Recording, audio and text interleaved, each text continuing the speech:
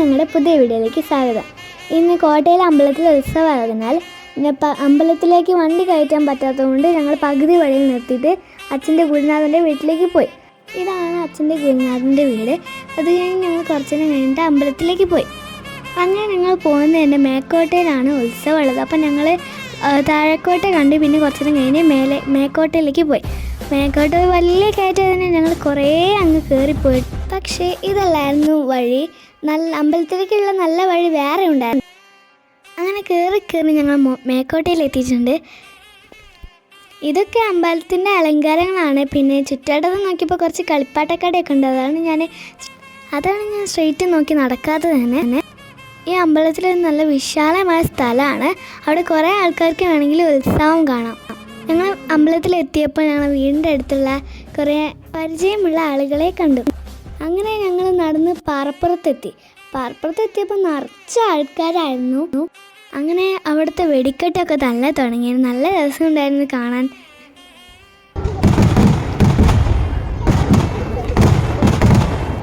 അങ്ങനെ അവസാനമായി ഇങ്ങനെ എത്തി വരുന്നപ്പോഴേക്കും ഞാനും അമ്മയും ചെവിയൊക്കെ പൊട്ടാനായിരുന്നു. നല്ല ശബ്ദം ഉണ്ടായിരുന്നു. കണ്ണ് തുറക്കാനും ചെവി പൊത്തി തുറക്കാനൊന്നും പറ്റിയില്ലായിരുന്നു. അങ്ങനെ കുറച്ചു നേരം കഴിഞ്ഞപ്പോൾ ഓരോന്നോരോന്നായി പൊട്ടാൻ തുടങ്ങി. അത് പൊട്ടി കഴിയുമ്പോഴേക്കും ഓരോ പിക്ചറിൽ എഴുതി കാണിക്കുന്നുണ്ടായിരുന്നു. കണ്ടില്ല ആളുകളുടെ തിരക്ക്. അങ്ങനെ കഴിഞ്ഞപ്പോൾ അച്ഛൻ്റെ കൂട്ടുകാരൊക്കെ വന്ന് അങ്ങനെ അവരൊക്കെ നന്നായിട്ട് വർത്താനമൊക്കെ പറഞ്ഞു. അത് കഴിഞ്ഞ് കുറച്ചു നേരം കഴിഞ്ഞപ്പോൾ ടൈം പാസിനായിട്ട് ഞങ്ങൾ കുറച്ച് പൊക്കോണൊക്കെ വാങ്ങി കഴിച്ചായിരുന്നു. അങ്ങനെ പോയി അവസാനം ഞങ്ങൾ യന്ത്രൂഞ്ഞാൽ കണ്ടു. അങ്ങനെ ഞങ്ങളെല്ലാവരും കൂടി യന്ത്രൂഞ്ഞാലിൽ കയറാമെന്നൊക്കെ വിചാരിച്ച് ഞങ്ങൾ കയറി അങ്ങനെ ഇരുന്നു. അമ്മ കയറിയില്ല. അമ്മയ്ക്ക് പേടിയായിരുന്നു. കളിപ്പാട്ടത്തിന് കൊതിച്ചപ്പോൾ ഞാൻ അച്ഛനെ ഉറപ്പിച്ചു കളിപ്പാട്ടം വാങ്ങാനായിട്ട്. അങ്ങനെ ഞങ്ങൾ എല്ലാവരും കൂടി കളിപ്പാട്ടം വാങ്ങാനായിട്ട് പോയി. അങ്ങനെ കളിപ്പാട്ടമൊക്കെ വാങ്ങി ഞങ്ങൾ അച്ഛൻ്റെ ഗുരുനാഥൻ്റെ വീട്ടിലേക്ക് അങ്ങനെ തിരിച്ചു പോയി.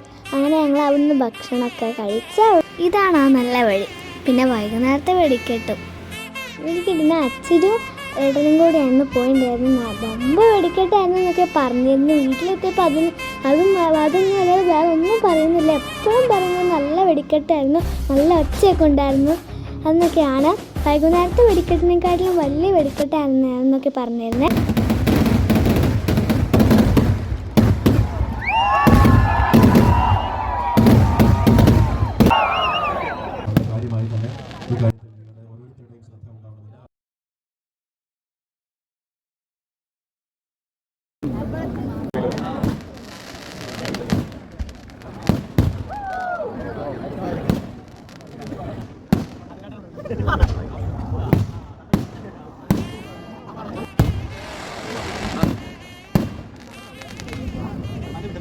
അങ്ങനെ വെടിക്കെട്ടൊക്കെ കഴിഞ്ഞ് ഞങ്ങൾ വീട്ടിലേക്ക് മടങ്ങി. അപ്പോൾ അടുത്ത വീഡിയോയിൽ കാണാം.